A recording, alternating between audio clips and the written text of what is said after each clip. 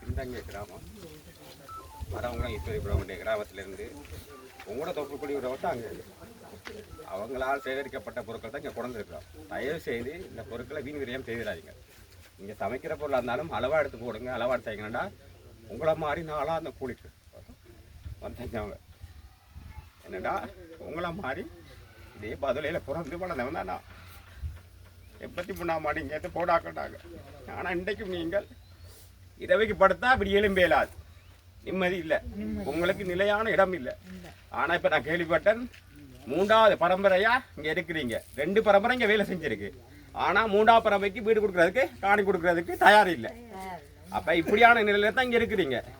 தயவு செய்து இங்கே இப்போ இருக்கிற ஆளும் அரசாங்கத்திலும் சரி, எதிர்கட்சி அரசாங்கத்தில் இப்போ வந்து போனவங்க மனோகணேசன் மாதிரி எம்பி மாதிரி வந்து போயிருக்காங்க சரி, அவங்களும் முதல் இங்கே தான் இருந்தவங்க. காலாகாலத்துக்கு அரசியல் செய்கிறாங்களோ இல்லையா அவங்கள வச்சு.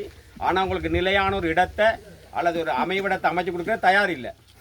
நீங்கள் இனி வாரவங்கள்ட்ட கேளுங்க, தயவு செய்து எங்களுக்கு நிம்மதியாக இரவைக்கு படுத்து இப்படி எலும்புறக்குரிய இடம் ஒன்று தாங்க. பிறகு நீங்கள் வேறு எதுவும் செய்யுங்க. நீங்கள் இந்த குழந்தை சாமானை கொண்டு கொடுத்துட்டு போகிறது, இங்கே வந்து படம் எடுத்துகிட்டு போகிறதுக்கு வராதிங்க. நிலையான எங்களுக்கு கட்டுறதுக்கு ஒரு இடம் தாங்க. சரியா? சிலர் சொல்கிறாங்க இங்கேருந்து வெளி மாவட்டங்களுக்கு வேண்டா, நீங்கள் இங்கேயே பிறந்து இங்கேயே வளர்ந்த இந்த சூழலை விட்டுட்டு வாரதுங்கிற சாத்தியம் இல்லை. இந்த இடத்துல நிலையாக இருக்கிறதுக்கு வாரவங்கள்ட்ட நீங்கள் இந்த சந்தர்ப்பத்தை விட்டிங்கன்னா உங்களுக்கு சந்தர்ப்பமே கிடைக்காது. இந்த அரசாங்கம் சொல்லுது பெரிய ஒரு தொகையை தாரம், வீடை கட்டி தாரம்ண்டு. அதுக்கேற்ற சந்தர்ப்பத்தை உருவாக்கி உங்களுக்கு நிலையான இடத்தை உருவாக்கி கொள்ளுங்கள். இவ்வளோ பேருக்கும் எங்களை நாங்கள் எதிர்பார்க்கலை. நீங்கள் எந்தளவு எங்களை கவனிப்பீங்கன்ட்டு இரவு சாப்பாடு கொடுத்து சிக்னல் இருந்து பிரஸ்ல இருந்து எல்லாமே நீங்கள் உதவி செஞ்சீங்க. நாங்கள் உங்களுக்கு உதவி செய்யணும், நீங்கள் எங்களுக்கு உதவி செய்கிறீங்க. இந்த மாதிரி அன்பா எங்களோட பழகின உங்களை எல்லாத்திற்கும் எதிர்காலத்தில் எங்களால் ஏண்ட ஏதாவது உதவி செய்வோம். அனைவருக்கும் இந்த இடத்துல எனக்கும் கதைப்பதற்கு சந்தர்ப்பம் கொடுத்ததுக்கு நன்றி கூடி விடுபெறுகிறேன்.